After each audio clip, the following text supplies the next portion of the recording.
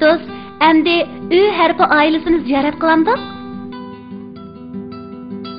Baş ü. Yalğız ü. Ayaq ü. Oğlanlı ü.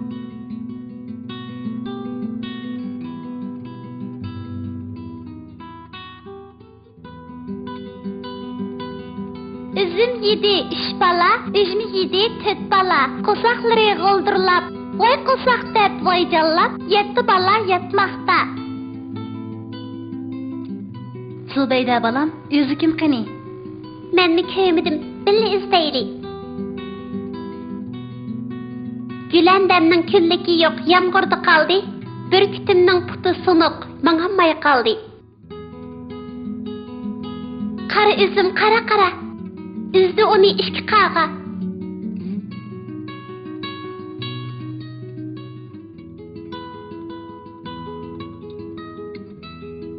Ü ne ün. Ü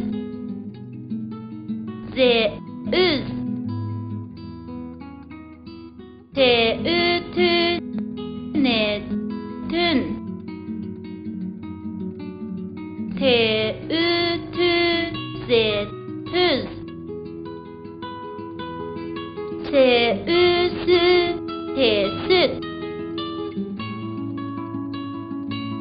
Üge züşni koysak üzüş buludu. Ü ze üzüş ezüş. Üzüş. Üge nüşni koysak ünüş buludu.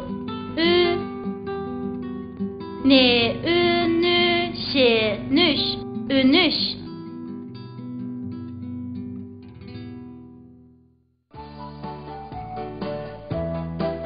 Üç kız.